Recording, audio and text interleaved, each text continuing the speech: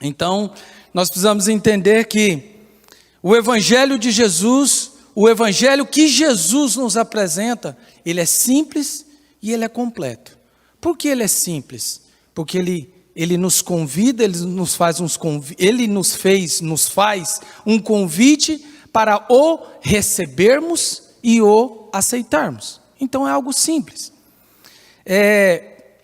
Nós é que acaba que tornamos essa simplicidade em algo difícil, porque nós viemos para Jesus com os nossos achismos, com aquilo que eu penso, com aquilo que eu cresci aprendendo, com o meu próprio entendimento.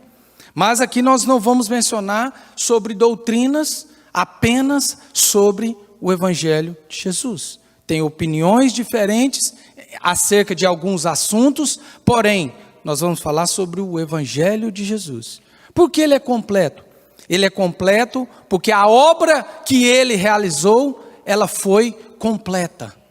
Todos os ensinos, os conselhos que ele nos deu, foi completo. Foi completo. Nós não precisamos fazer nada para acrescentar o sacrifício de Jesus. Nós não precisamos. O que ele fez foi completo.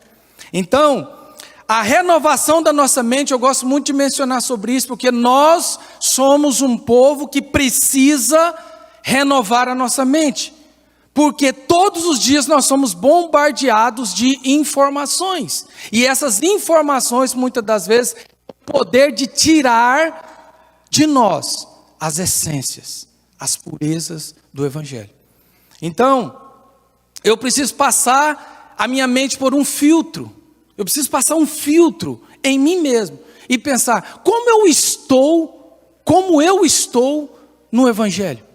Qual tem sido o impacto do Evangelho sobre a minha vida? Nós precisamos pensar isso. Porque eu sempre ouvi uma menção que dizia assim, vinde a mim todos que estáis cansados e sobrecarregados. Mas a ênfase sempre era, vinde a mim como estáis. Vinde a mim como estáis. Já virou jargão, só que não é bíblico. Não está escrito isso na Bíblia. Vinde como estáis. A Bíblia diz assim, Mateus capítulo 11, versículo 28. Diz assim, vinde a mim, vírgula, todos que estáis cansados e sobrecarregados, que eu vos aliviarei. Tem uma pequena diferença aí. De vinde como estáis e de vinde a mim cansados e sobrecarregados. Porque se eu vim para Jesus como eu estou, eu não vou receber aquilo que eu preciso receber. Por quê? Porque eu já vou vir com a minha cabeça cheia de sofismas. Eu já vou vir cheio de mim mesmo. Como a ciência diz isso? Não se pode haver dois corpos no mesmo lugar no espaço. Ou seja, para habitar um, o outro tem que sair. Então, se eu venho receber um Evangelho de Jesus, mas eu venho cheio de mim mesmo, como é que eu vou receber? Por isso que Jesus é tão lindo, que ele fala assim, vinde a mim, todos que estáis cansados e sobrecarregados, que eu vos aliviarei. Vinde a mim como? Com arrogância? Com hipocrisia? Não. Ele diz que eu preciso, Jesus dizendo, eu preciso que vocês venham até a mim, cansados e sobrecarregados. O interessante é que tem uma versão, a versão Almeida Revista Atualizada, ela diz, vinde a mim todos que estáis cansados e sobrecarregados. A versão fácil de ler, ela fala assim, venham a mim todos vocês que estão cansados ou sobrecarregados. A essência é a mesma. Então, nós precisamos entender, meus queridos, que nós não devemos vir à igreja apenas para receber bênçãos. Embora em Deus nós vamos receber bênçãos. Nós precisamos entender que nós não devemos vir na igreja apenas para um encontro social, embora nós vamos ter um encontro social. Nós precisamos entender que quando eu venho para a igreja, quando eu não deixo de vir, eu tenho que ir na igreja, porque senão o pastor ou aquele líder vai ficar me ligando, vai ficar me questionando. Eu, particularmente, a minha história com a igreja, quando eu me converti, eu me sentia lisonjeado quando um líder me ligava perguntando por que eu não fui para a igreja. Eu me sentia amado, eu me sentia parte daquele convívio. No entanto, hoje, quando as pessoas vêm a Cristo, que não entenderam esse versículo, Mateus 11, 28, elas vêm do jeito que está. E quando vem do jeito que está, veio um domingo, não vem o outro, você, meu querido, tudo bem por aí? E já vem pegar no meu pé, porque eu não apareci lá domingo. É porque não entendeu a essência do evangelho, simples e completo. O evangelho, ele é simples e completo. Por isso, nós não devemos vir apenas para receber a mão de Deus, porque a mão fala de favor, fala de ajuda. Não, nós precisamos entender e vir por causa do amor de Deus. Por causa do amor de Deus. Nós vamos falar um pouco acerca desse amor de Deus. Eu gostaria que a atenção não saísse daqui, para que a gente possa caminhar aqui de uma maneira que todos vão receber aquilo que eu recebi. Amém? Mateus 11, 28 ao 30 diz assim, que eu já iniciei: venham a mim todos os que estão cansados e sobrecarregados, e eu lhes darei descanso. Tomem sobre vocês o meu jugo e aprendei de mim, pois sou manso e humilde de coração, e vocês encontrarão descanso, pois o meu jugo é suave e o meu fardo é leve. Vendo aqui esse simples texto, mas que ele tem uma verdade muito grande, verdades muito grandes. Quando ele fala, tomem sobre vocês o meu jugo, aqueles que são assim, que já tiveram uma experiência na roça, por exemplo, sabem o que essa palavra jugo. Jugo era um material usado para que quando fossem carregar 2 cavalos, por exemplo, carregar uma carga muito pesada, se fazia 2 forquilhas, e entre a forquilha colocava um pau, uma madeira. Para quê? As 2 forquilhas eram no mesmo alinhamento. Para que isso? Para que um não force mais do que o outro. Porque se deixar solto, um às vezes vai trabalhar mais do que o outro, e o outro vai só na maciota. Aí o outro cavalo, não, só que criaram o jugo. Esse é o jugo que Jesus está nos falando. Para que nós venhamos a Ele sobrecarregados, sim. Carregados, cansados, sim. Mas pegar o jugo dele. Ou seja, ele fala, toma sobre si o meu jugo, que é leve e suave. Ele vai fazer essa mediação para nós. Ele vai nos ajudar com as nossas cargas. Amém? Qual o significado seria então desse cansado e de sobrecarregado? Eu peguei apenas alguns significados. Significa estar abatido, significa estar consumido, significa estar desgastado, significa estar enfraquecido, significa estar chateado. Então, quando você se encontra, lembra quando eu falei, está lá em Romanos 12, 2, transformai-vos pela renovação da sua mente. Eu preciso passar um filtro na minha mente e ver se realmente eu entendo, se eu estou cansado, sobrecarregado com as coisas da vida, E aí é neste momento que eu vou começar a entender o que é o evangelho. Sobrecarregado simplesmente é a sobrecarga do cansado. Às vezes a pessoa está numa luta e não consegue romper. Eu não consigo romper, vai, nunca dá certo. É porque está cansado, é porque está sobrecarregado. E é nesse momento que entra o Evangelho de Jesus. Eu pensando assim em algo, qual seria uma exigência que Jesus então nos faria para que nós chegássemos diante dele? Uma das únicas, eu pensando em algo, seria desejar estar com ele. Desejar estar com ele. Nós aprendemos alguns domingos atrás acerca de Maria. Maria, ela desejou estar nos pés do Senhor. Ela escolheu, e o próprio Jesus diz, ela escolheu a melhor parte. Ela escolheu estar no melhor lugar. Em Lucas 9, capítulo 9, versículo 23 ao 24, na versão NVI, vai estar aí, Jesus dizia a todos: se alguém quiser acompanhar-me, negue-se a si mesmo, tome diariamente a sua cruz e siga-me. Pois quem quiser salvar a sua vida, a perderá, mas quem perder a sua vida, por minha causa, este a salvará. Então aqui tem 3 partezinhas que eu gostaria de dar uma mencionada. Diz assim: se alguém quiser acompanhar-me, no mínimo para mim querer acompanhar, para mim acompanhar Jesus, no mínimo eu tenho que querer.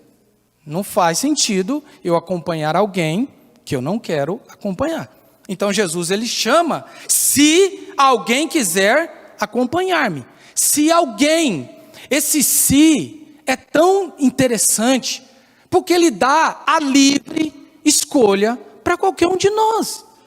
Nós temos a opção de segui-lo ou não, de acompanhá-lo ou não. Nós temos. E ele continua dizendo: negue-se a si mesmo. Aqui já começa a melhorar o negócio. Negue-se a si mesmo. O que é negar-se a si mesmo? É neste momento de negar-se a si mesmo que as minhas vontades, os meus desejos, o meu grau de conhecimento, ou a minha experiência de vida, ela fica para trás. Porque a partir do momento que eu falo assim, não, eu não vou à igreja hoje, eu não vou ao Life Group hoje. Nesse momento, eu estou dizendo, eu não vou. Então quem que está falando por mim? Eu mesmo. Isso não é negar-se a si mesmo. Negar a si mesmo é falar assim, não, eu vou acompanhar, porque eu quero acompanhá-lo. E ele diz assim: tome diariamente a sua cruz. Tome diariamente a sua cruz. Mas você não conhece o meu passado. Você não sabe da minha vida. Você não sabe das lutas que eu enfrento. Você não sabe o motivo que eu tenho que correr atrás. Você não sabe. Pessoal, quando Jesus disse, tome a sua cruz, a cruz, ela fala de um processo. E todo processo, por mais doloroso que seja, ele traz consigo ensinos. Por mais sofrível que seja a minha cruz, mas tome a sua cruz e siga-me. Mas a minha cruz é muito difícil, muito pesada. Lá atrás, o que ele falou? Toma sobre mim, toma o meu jugo, que é leve e suave. Jesus, ele já nos deu todos os caminhos. Jesus, ele já deu um livro aberto para nós. Mas nós, com a nossa insensatez, nós, com a nossa incapacidade de compreender, nós começamos a colocar limites. Nós começamos a colocar situações naquilo que é simples. O Evangelho, ele é simples. É muito importante nós notarmos, nós mesmos, comigo mesmo. Pessoal, quando eu falo eu gosto de, quando eu estou ministrando, colocar nós. não falando de outros, mas quando eu gosto de ministrar, eu me incluo, porque nós somos um corpo, e nós participamos do mesmo reino, então todos nós precisamos de ensinos, todos nós, sem exceção. Mas uma das 3 características que eu percebo que nós precisamos para seguir a Jesus, para caminhar com Jesus, para negar-se a si mesmo, de tomar a minha cruz e seguir Ele, são simplicidade, disposição e fidelidade. Eu tenho que ter disposição em seguir Ele. Eu tenho que ter disposição, porque vai chegar o dia que eu vou estar cansado a ponto de falar assim, não, eu não consigo ir. Aí é nessa hora que a disposição entra. É nessa hora que um passo de fé, ela entra. É nessa hora. Quando não entendemos isso, nós começamos a levantar mestres para nós mesmos. Olha o que a Bíblia diz. 2 Timóteo, capítulo 4, versículo 3. Diz assim, pois virá o tempo em que não suportarão a sã doutrina. Não suportarão a sã doutrina. Ao contrário, se sentindo coceiras nos ouvidos, juntarão mestres para si mesmos, segundo seus próprios desejos. O que é juntar mestre para mim mesmo? É eu achar que eu não preciso de ninguém. É eu achar que eu não preciso de vir à igreja. É eu achar que, não, pastor, líderes, é só dali da porta para fora. Porque daqui para cá quem manda sou eu, quem decide sou eu. Então isso são sofismas, isso são altivez, isso são olhos altivos. É aquela pessoa que não entendeu a simplicidade do Evangelho. Em Joel capítulo 2, 12 e o 13, diz assim, agora porém, declara o Senhor, voltem-se para mim de todo o coração, com jejum, lamento e pranto. Rasguem o coração e não as vestes. Voltem-se para o Senhor, o seu Deus, pois Ele é misericordioso e compassivo, muito paciente e cheio de amor. Arrepende-se e não envia a desgraça. Que evangelho é esse? Que evangelho é esse que Jesus nos apresenta? Que é tão simples assim. Que evangelho é esse que ele é completo? Nós vamos ler aqui uma parábola bem conhecida, com certeza muitos de nós já ouvimos ela de várias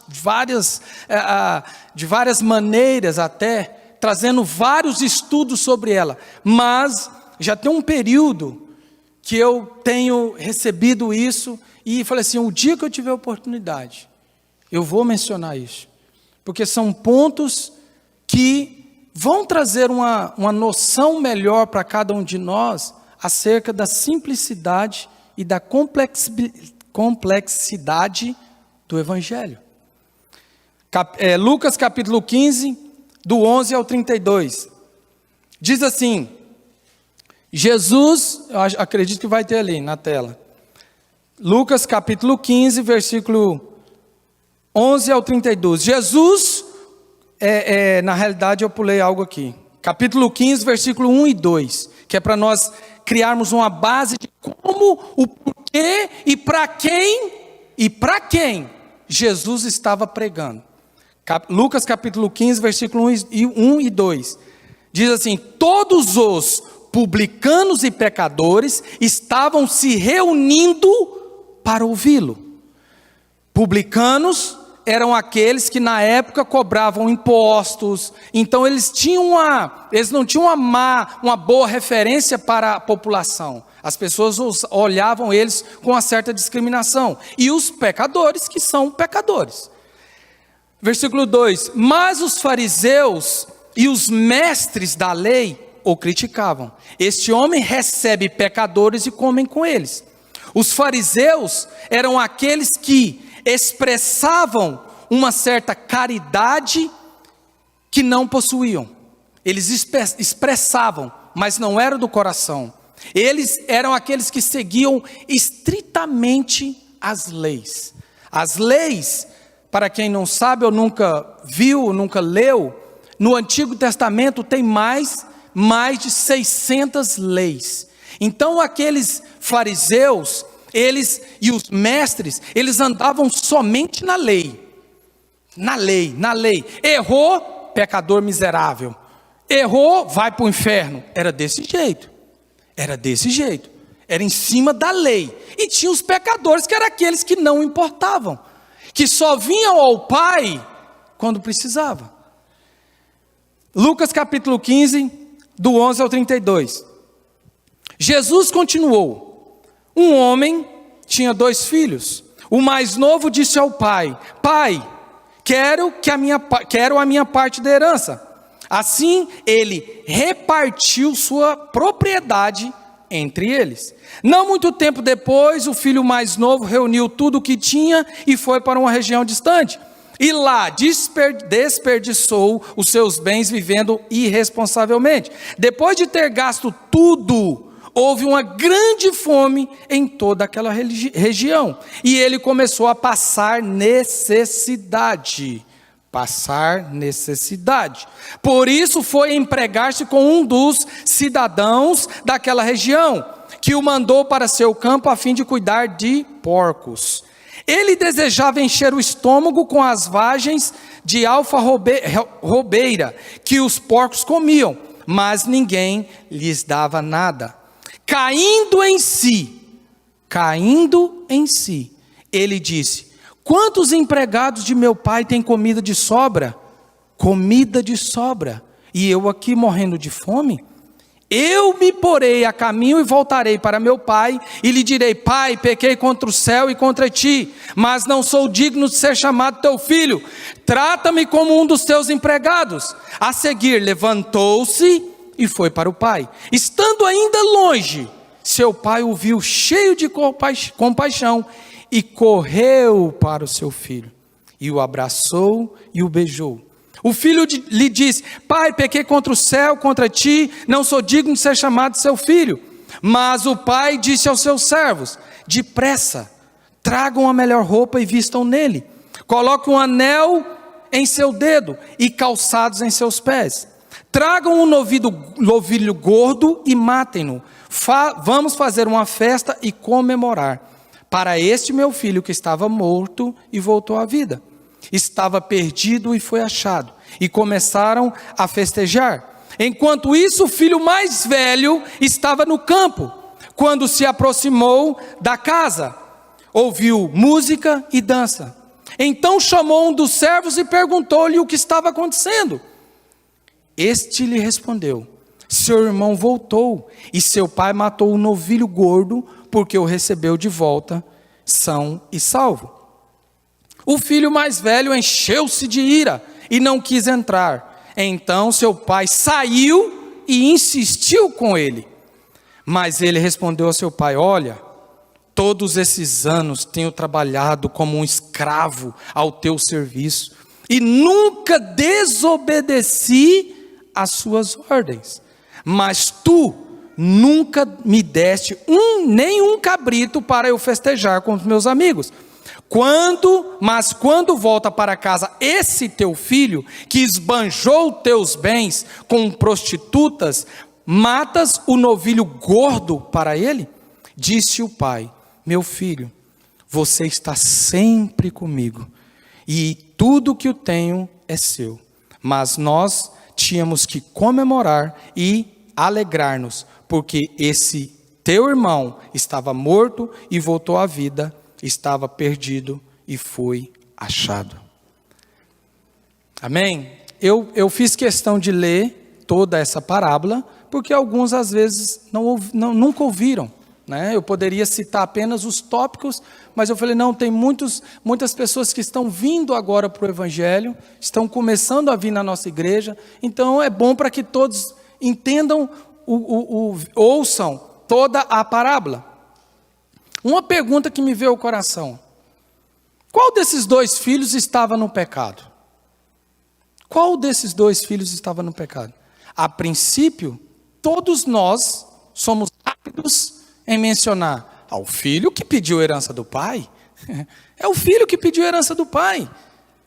Mas espera lá, então o que é pecado? Para a gente entender por que nós estamos achando que somente o mais novo é o pecador. Pecado, eu ouvi essa conclusão, essa resposta, eu gostei muito. Pecado não é amar o pai, pecado é não amar Deus acima de todas as coisas. Pecado é não amar Deus acima de todas as coisas. Pecado diz respeito a coração e não somente comportamento. Deus vê o coração e não a aparência. Isaías 29:13 diz assim: esse povo se aproxima de mim com a boca e me honra com lábios, mas o seu coração está longe de mim, e a adoração que prestam só é feita por regras ensinadas por homens.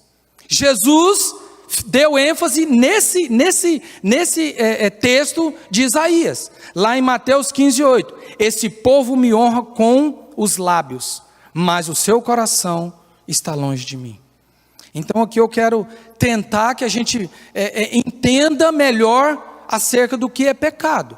Então o pecado é eu não amar a Deus acima de coisas. Nessa parábola, por exemplo, é os filhos que não amaram o pai acima de todas as coisas. O mais novo caiu em si. Ele estava ali, pediu a herança, o pai concedeu o pedido dele, ele foi para umas terras e ali ele gastou todo o dinheiro da herança, da parte da herança dele. O interessante é que menciona, o começo fala assim: quando o mais novo chega diante do pai, ele pede herança, certo? Ele fala: não, me dá minha parte. Só que aí o pai já fala, o pai deveria estar pensando: não, eu já estou de idade, então já vou repartir. Porque a Bíblia fala que ele repartiu a herança entre eles. Então eram dois. Aqui não menciona se tinham outros filhos. Era apenas dois. Então já foi repartida para os dois. Então o mais novo, caindo em si, ele sentiu saudade do pai? Ele sentiu saudade do pai? Não, ele não sentiu saudade do pai. Fome. Ele sentiu fome. Por isso que ele lembrou do pai. Está lá no verso 17. Quando ele fala assim: ele acabou todo o dinheiro dele, para onde ele foi? Procurar serviço. E o interessante é que Jesus poderia ter simplesmente falado assim: não, ele foi buscar serviços.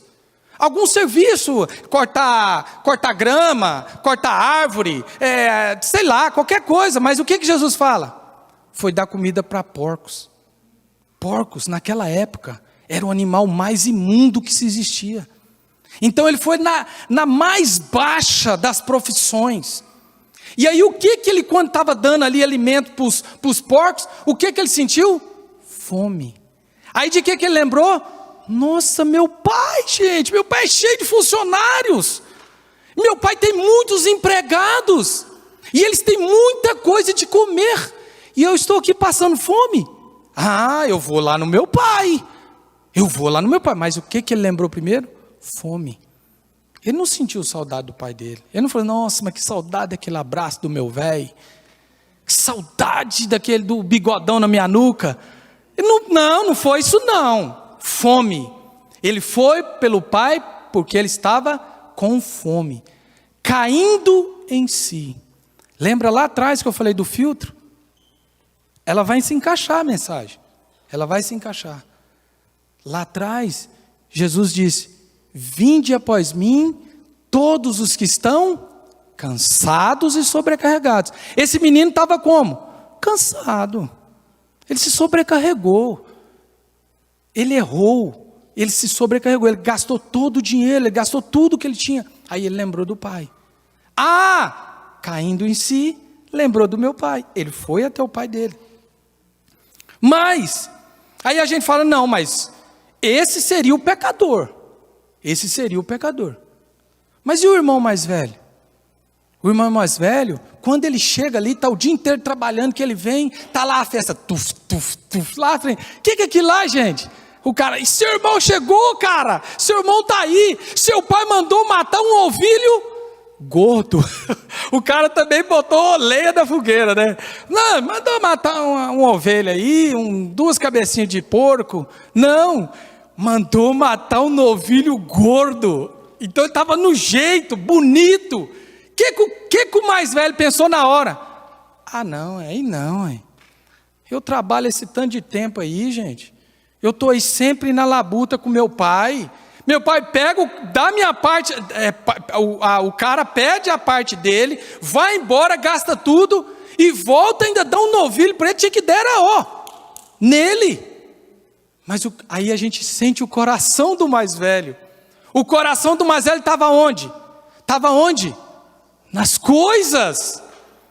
O coração do mais velho, ele representava ali que Jesus estava ensinando pecadores e publicanos, fariseus e mestres. Ao que dá a entender é que Jesus estava trazendo um ensino para esses dois tipos de pessoas. Então, era o pecador, o que foi, vendeu tudo, gastou e voltou. E o outro que achava que era o certinho, lembra das leis que eu falei? Que andava só certinho, porque os fariseus são assim, saiu fora não presta. Então, a gente percebe que o coração do mais velho também estava nas coisas. O que a gente entende aqui também? Que com essa atitude do mais velho, ele não estava se alegrando com a alegria do pai. Porque a Bíblia diz assim, que nós precisamos nos alegrar com quem se alegra. E nós devemos entristecer com quem se entristece.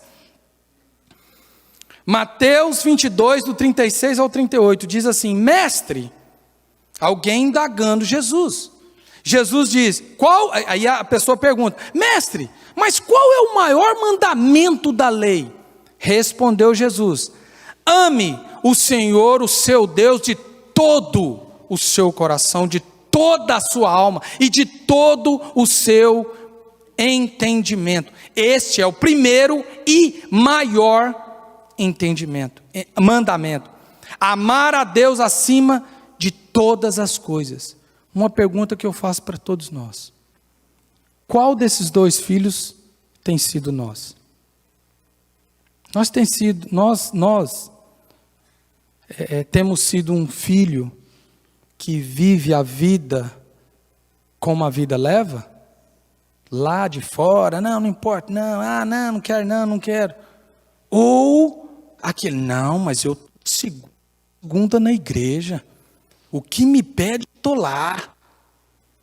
Para depois, quando ele se cai em si, ele volta, ele errou, mas voltou. E o outro, às vezes, porque está lá dentro, acha que não erra. E aí o que seria o pecado? O pecado é não amar a Deus acima de todas as coisas. De todas as coisas. Mas, aí eu falo, mas então é fácil, hein? Então, é só eu amar a Deus. Mas, se eu não, vou dar um exemplo. Se eu não amo um irmão, por exemplo. Se eu não amo o Aguinaldo. Aí vem alguém, o Júnior, e fala assim, Jace, rapaz, você tem que amar o Aguinaldo. Cara, mas eu não amo ele. Não, você tem que amar ele. Aí sabe o que eu faço? Ah, não. Então vou passar a amar o Aguinaldo. Ô, Aguinaldo, vem cá, meu amigo, tal. Deus vê o quê? Vai adiantar eu fingir que amo o Aguinaldo? Mas eu falo, não, mas então quer dizer que eu não amo ele, mas é cada um para si, ele vai para lá, eu estou para cá. Olha o que a Bíblia diz em, se eu não me engano, deixa eu ver, pulei aqui.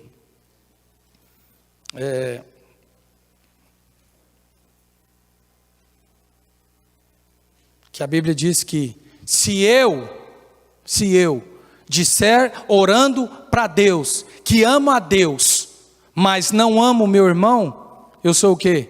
Mentiroso. Então como que eu vou poder amar a Deus se eu não consigo amar meu irmão? Esse é o ensino que ele nos traz aqui. Se eu não tiver prazer nas coisas de Deus, ou eu preferir gastar meu tempo trabalhando, fazendo as coisas das minhas vontades,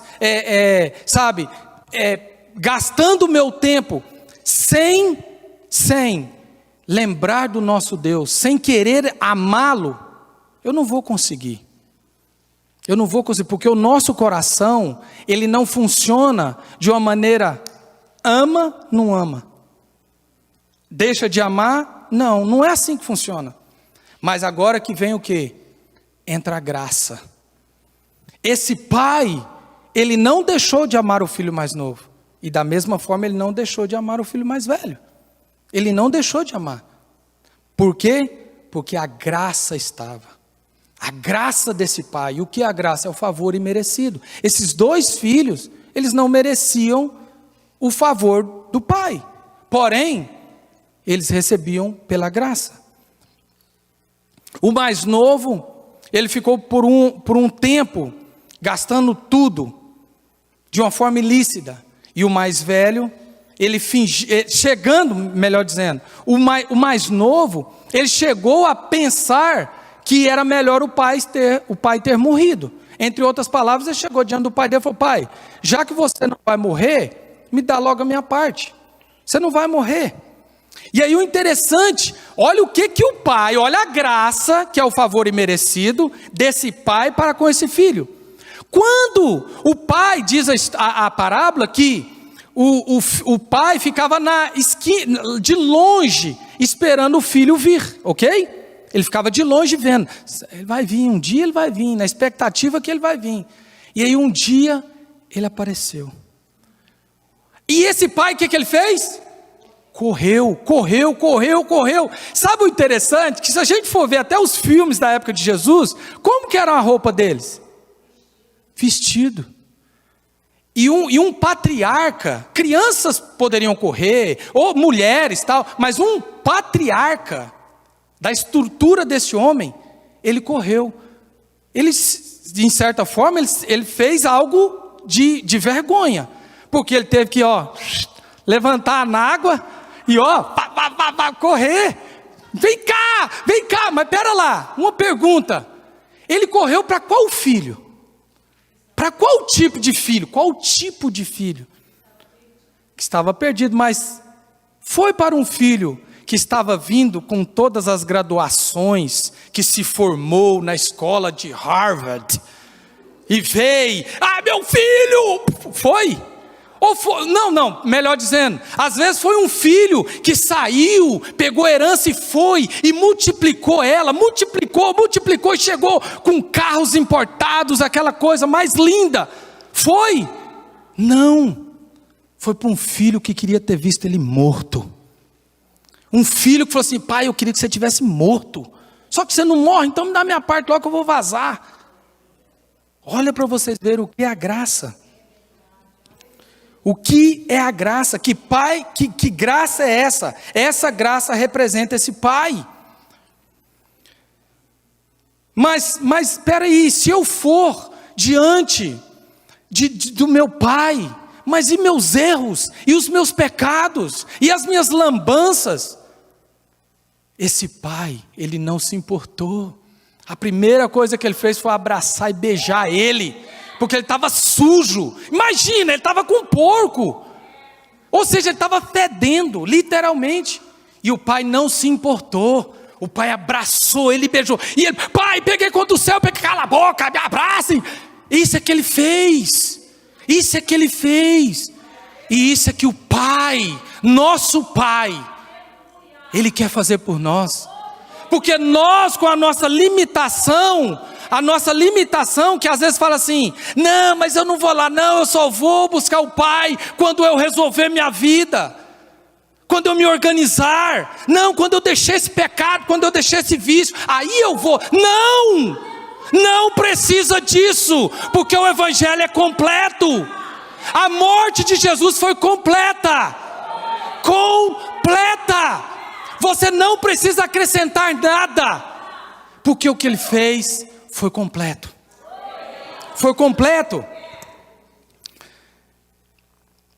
Mas espera lá. Quer dizer então que eu tenho que ler a Bíblia? Eu tenho que ler a Bíblia? Sim, você tem que ler a Bíblia. Mas o intuito de ler a Bíblia não é para buscar e encontrar o amor de Deus. Não, porque Ele nos amou primeiro. O ler a Bíblia é para você conhecer aquele que te amou primeiro. Mas então eu preciso orar? Sim, você precisa orar. Mas a Bíblia diz lá em Tiago, se eu não me engano 4:3, fala que você ora, mas ora errado, porque você ora buscando os seus próprios bel prazeres, seus próprios interesses. Então, qual tem que ser a minha oração? A minha oração tem que ser para conversar com o Pai, para se relacionar com o Pai. Jejue. Então quer dizer que eu tenho que pagar um jejum para mim despertar o amor de Deus para mim? Não precisa. Jejue sim, mas para estar mais próximos de Deus. Para estarmos mais próximos de Deus. Se eu tiver então tentando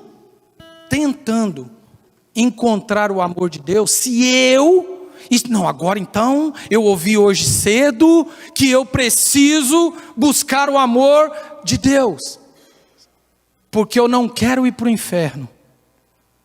Se eu estiver procurando o amor de Deus, para não ir para o inferno, quer dizer que eu não entendi o Evangelho, porque eu estou pensando apenas em mim, e não estou pensando no Pai.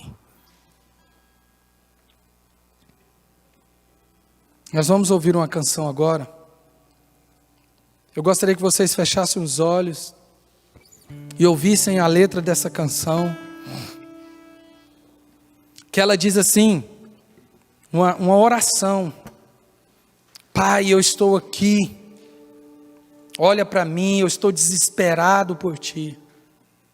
A Tua presença que é meu sustento, a Tua palavra que é meu alimento.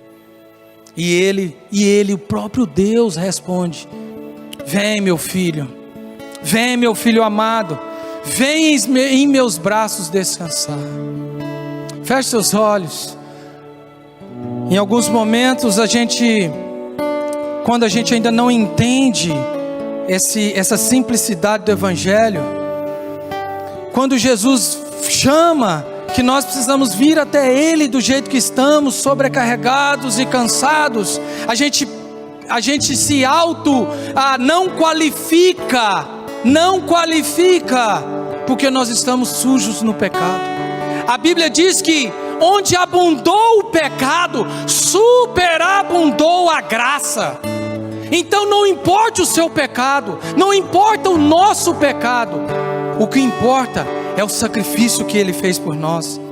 Jesus, o interessante é que nessa parábola, nós vemos 2 irmãos e o irmão mais velho, de certa maneira ele pensa assim: agora ele vai ser incluso novamente na herança, e eu vou perder mais uma parte daquilo que era meu. Ele está pensando apenas nas mãos, na riqueza que ele vai deixar de ter. Mas o mais importante, que o irmão mais velho nosso, não é o dessa parábola. O nosso irmão mais velho é Jesus. E Ele pagou o preço. E a Bíblia diz em João 3,16: porque Deus amou o mundo de tal maneira, que deu seu único Filho, para todo aquele que nele crê, não pereça, mas sim tenha vida eterna. Ele nos deu. Deus está aqui com os braços abertos. Como disse essa canção: vem, filho amado, vem, filho amado. Como estás? Descansar nos meus braços. Oh, Shekinah.